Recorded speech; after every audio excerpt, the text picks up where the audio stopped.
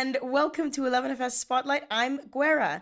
In this show, we shine a spotlight on the best and the brightest in the tech and financial services industry to try and understand what gets them going, growing, and what they think the future of the industry will look like. On today's Spotlight, I'm delighted to be joined by creator and investor Chidiebere Kalu. How are you doing today? I'm good. I'm good. It is sunny in Atlanta.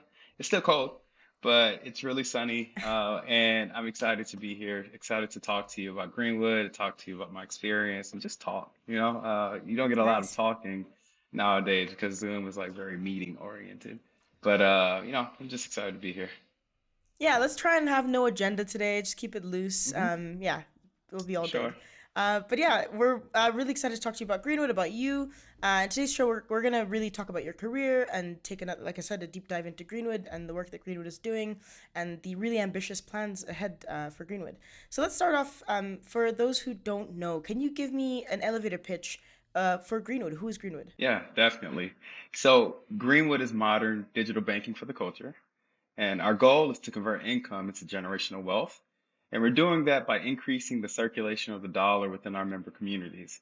So by donating funds received through our Greenwood Roundup programs to organizations like Gooder to feed and educate families. But also, last but not least, our banking services as well. For our loans and full service banking or even investing, we're doing this for the Black and Brown communities, but also our allies as well.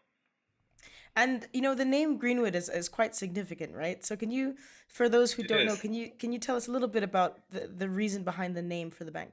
Yeah, I mean, Greenwood has a deep rooted history, right? So there was a community in Tulsa, Oklahoma by the name of Greenwood. It was a financial district. And that it was a massacre occurred. You hear about it all the time. It's the Tulsa massacre. And so, for us, in regards to building wealth and taking us back to where we once were, we coined the name Greenwood in order to blaze a path for those that already blazed the path before us.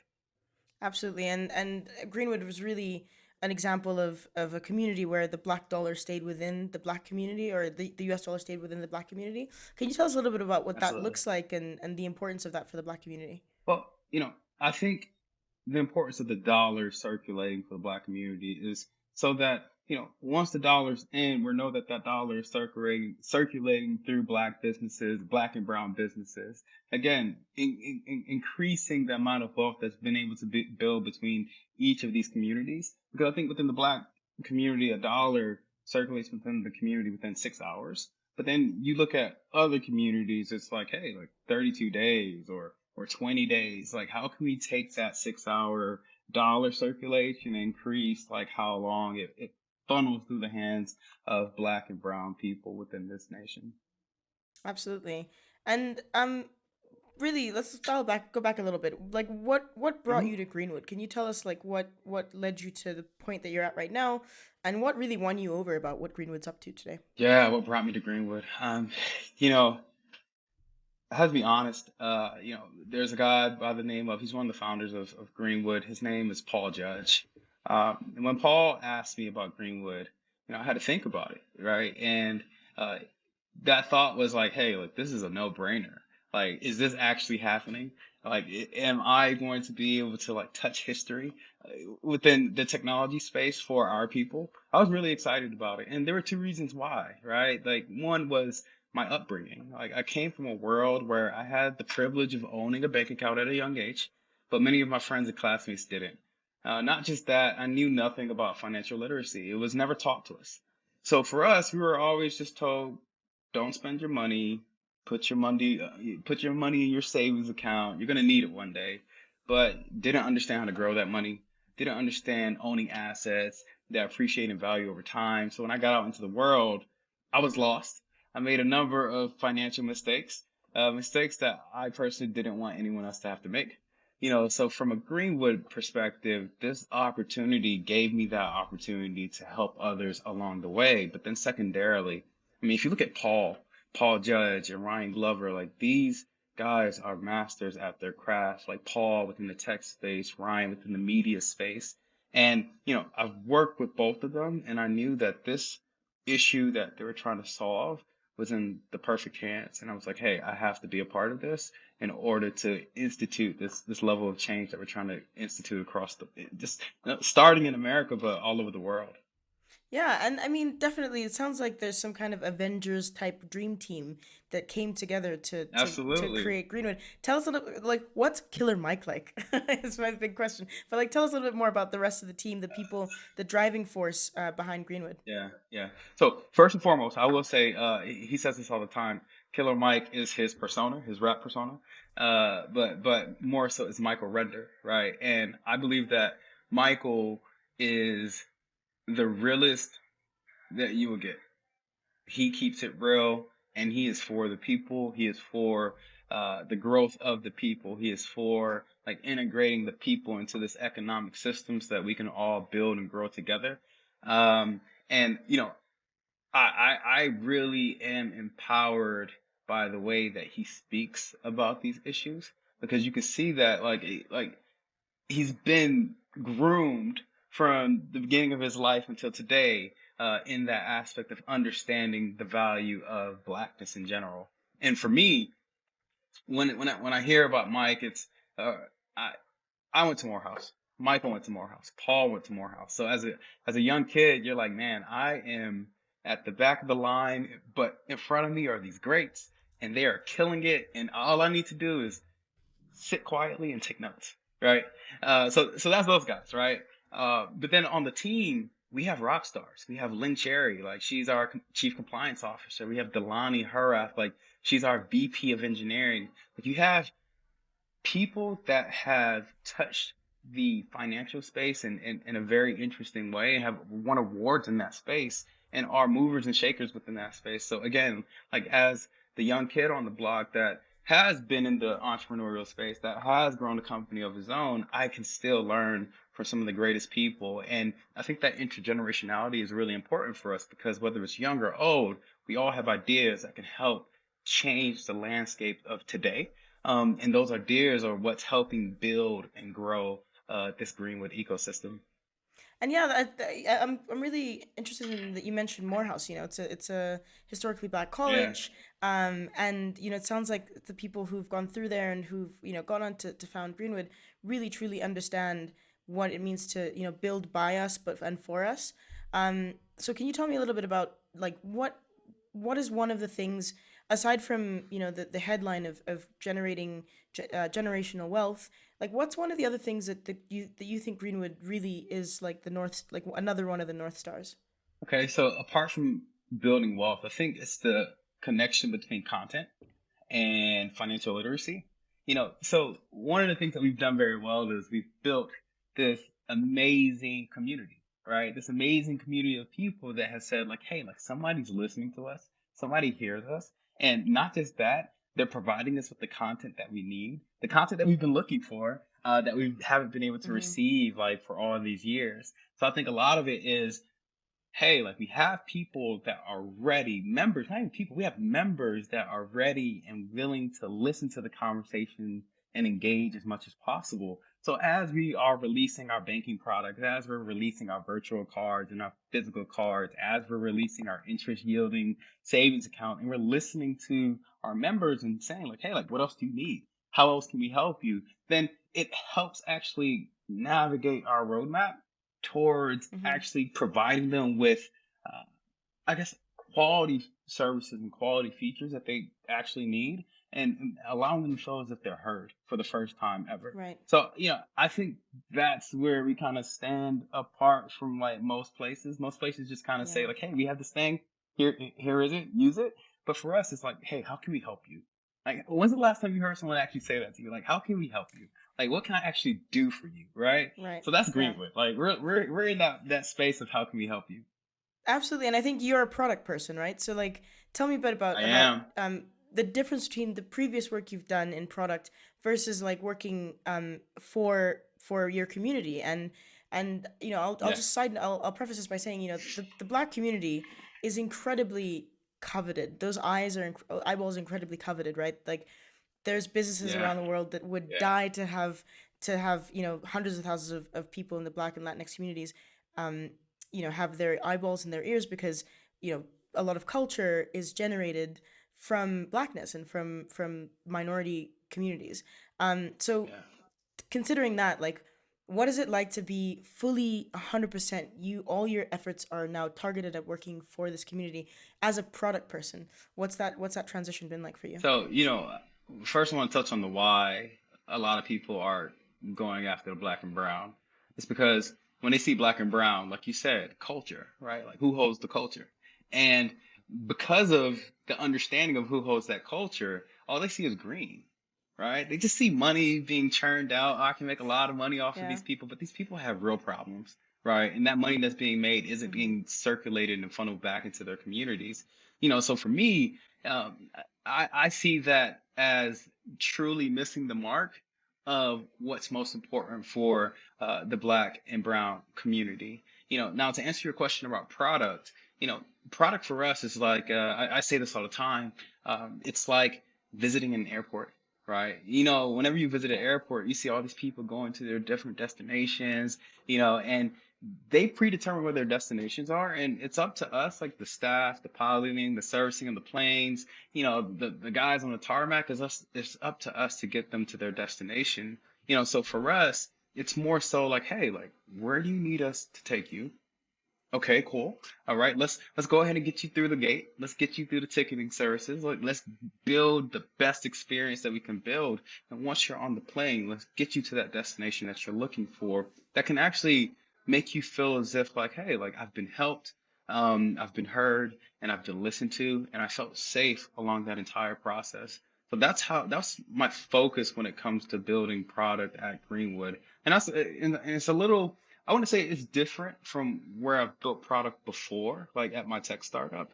But when it comes to the black and brown community, it's more personal, right? Mm-hmm. Because I've lived in this space. I've lived in a space where it's like, hey, I don't have like financial literacy. Like, I don't have wealth. I don't have money. Like, I don't have a number of different things. And I know a lot of brothers and sisters right next to me are in the same position, but I've been granted the blessing, Right. right? To be able to institute that change as much as I can. So Yeah, and like, I'm going to touch on something you just said about the unique challenges and problems, and you are in such a, honestly, like, privileged position. I think you could even write a book about this someday, about like the specific one kinds day. of problems that are being faced. Like, so we've touched on literacy, right? But like, can we go deeper? Like, what are some specific to black and brown community problems that you are uncovering as you like scratch beneath the surface? Most banks and financial services who are, for the masses, and for like wider groups of people, may miss certain like, aspects and nuances of various communities. What have you found? Because you're in a privileged position where you're able to like Yeah. really dedicate and focus in terms of product on these communities. What is one thing that's been surprising to you, or at least like that's been a bit of a light bulb moment? I wouldn't even say this is much of a surprise, but one thing that I've noticed is trust. We've been in a position where the communities have not been in a position to trust a lot of FIs. And because of that trust, it has trickled down into like other effects, right? That lead to, again, Yeah. a lack of literacy. It leads to a lack of understanding how you can actually use your wealth and do things with your wealth. And then, generation over generation, that information is no longer passed down, and you're left in a situation like this. So I think trust has been the biggest thing that has led to the financial demise or economic demise of our people, and we have good reason to lose trust. Again, look at Tulsa, right? Look at Right. people that have like good jobs that try to go cash their checks, but like they're looked at as if like they're stealing money. It's like these little moments that Yeah. that that happen that actually lose trust within the community. And I think, today, what we realize is enough. Like, this is our chance to be those freedom fighters to make sure that uh, we, we get money into the hands of the right people, and we help them actually grow wealth and build wealth for their families. Absolutely. And I think one of the a really good examples, in my opinion, of ways that trust has been built by financial services really is like, if you look at like the early days of Cash App, right?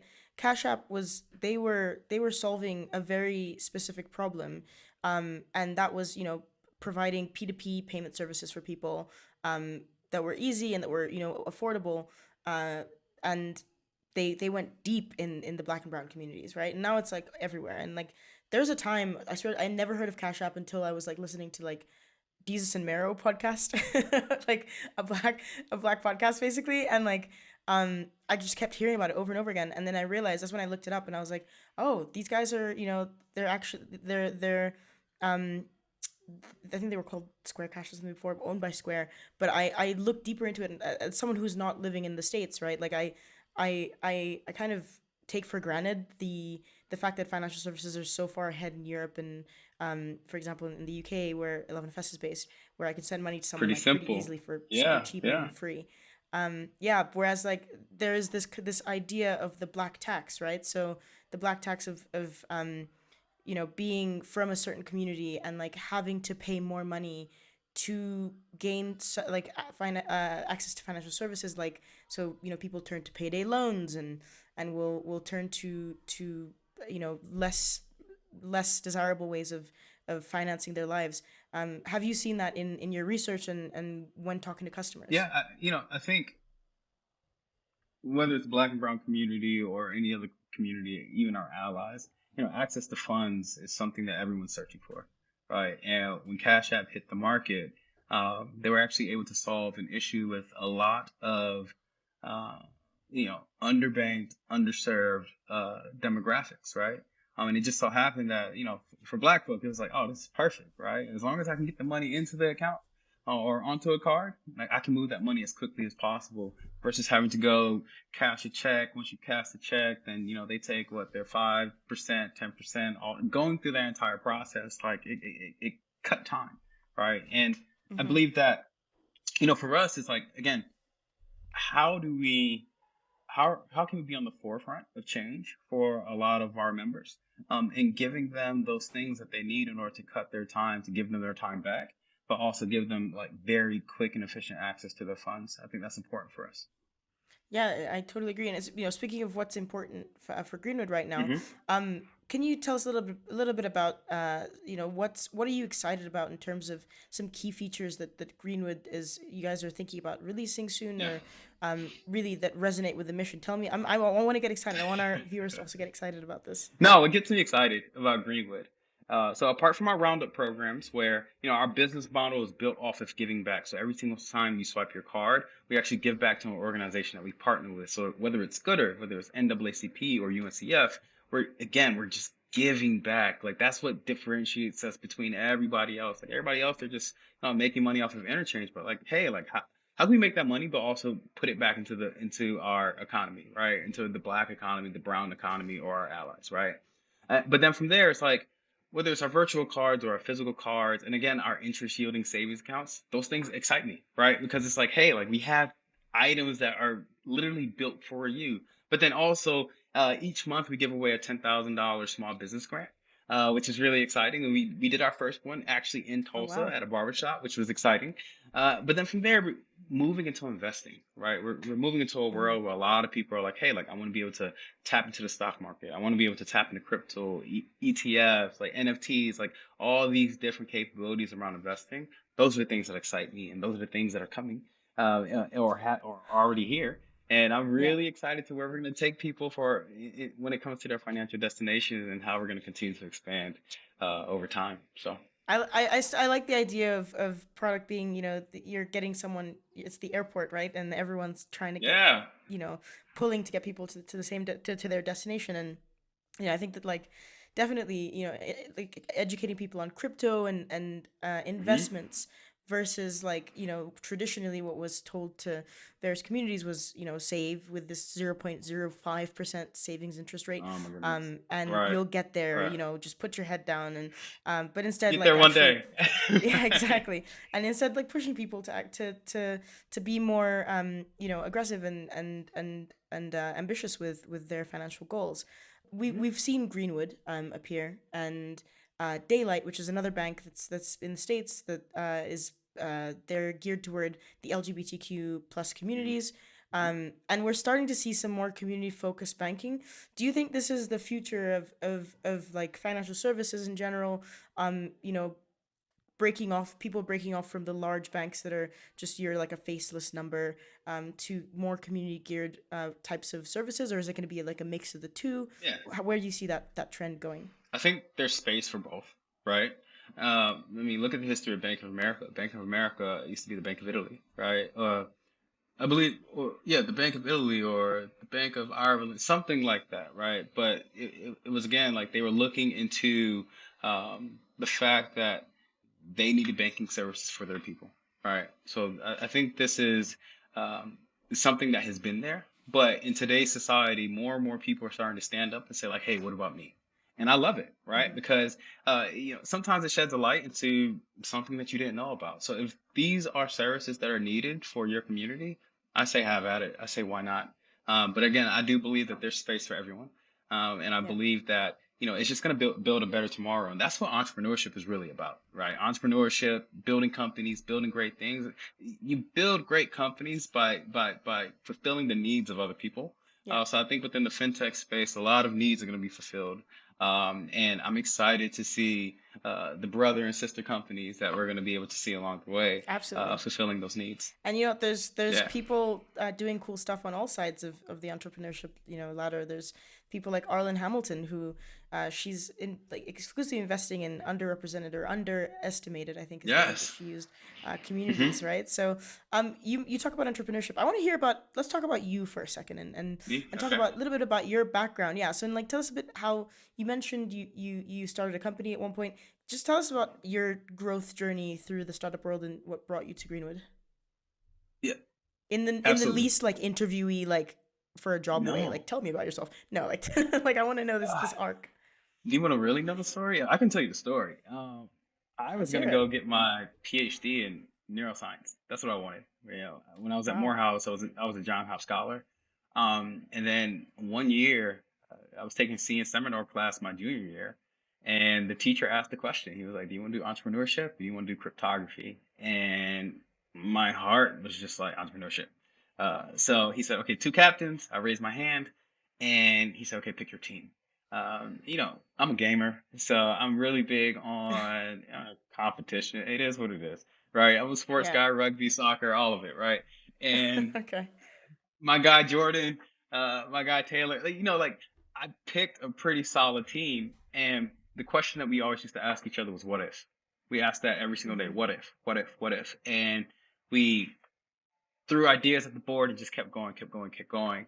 And then one day started our first tech company, right? And that was exciting. Did a soft launch, knew nothing about what we were doing, right? Yeah. And that led to us needing more money because I was an early adopter in Bitcoin. Put all that into my company when it grew the first time, and Yeah. then I needed more money. There's a guy named Paul Judge, and he was receiving an award at Morehouse, and I'm like, hey, like this guy, he did computer science, like he got his PhD, he understands it, he gets it, he's grown companies, built companies. I need to go talk to him. So it was one day at Morehouse, we're singing Daryl Morehouse. I'm at the top of the stadium, right, all the way in the nosebleeds, and he's all the way at the front.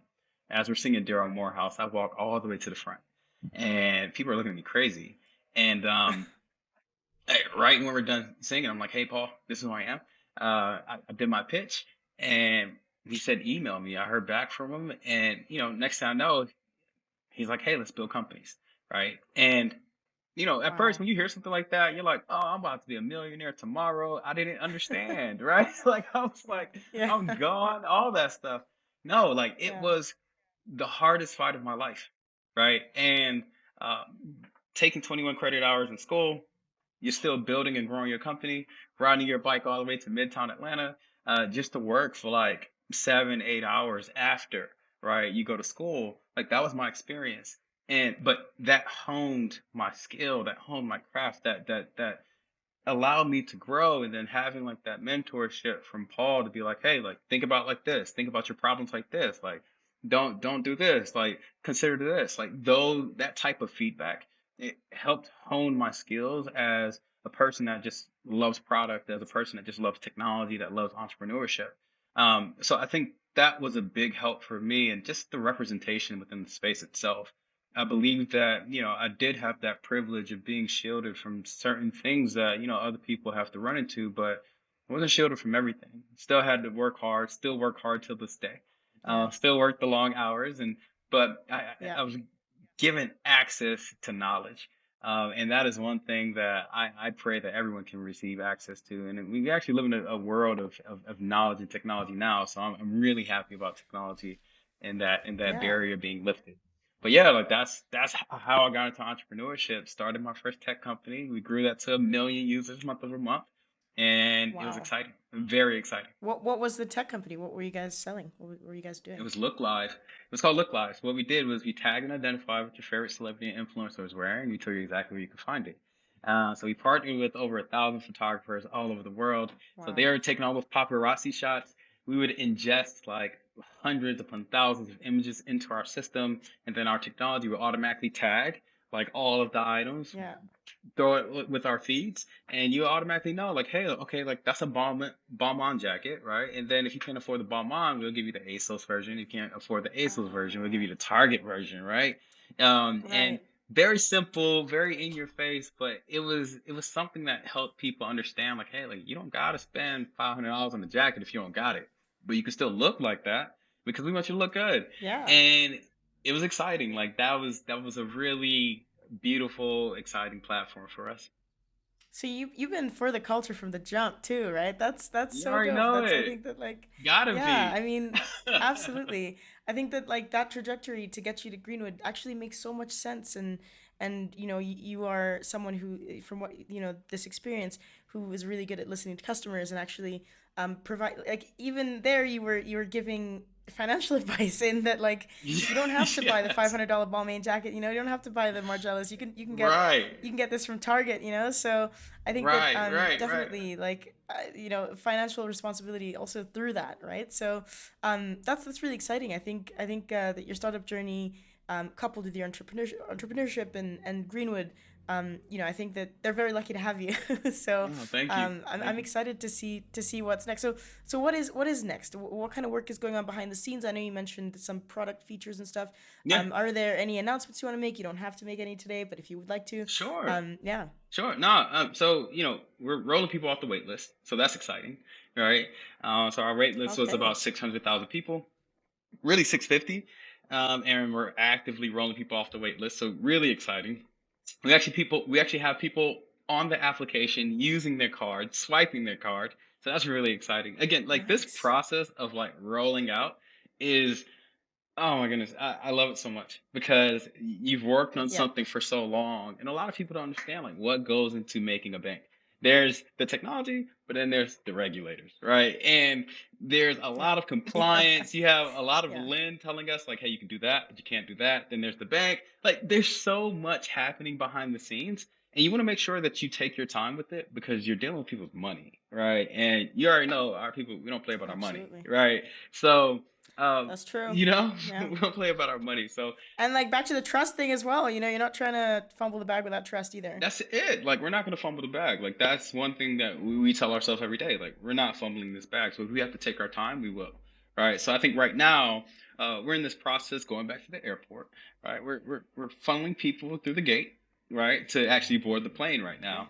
And what you know how at Delta, right? They call like the first wave, right? Okay, we need Yeah. like parents and their kids, military. We need first class. We need comfort plus, right? We need like we're in Right. that process of like going through our waves right now, and we're tweaking things to make sure that the experience for the next wave that comes behind is just as good or even better than the wave that came before them.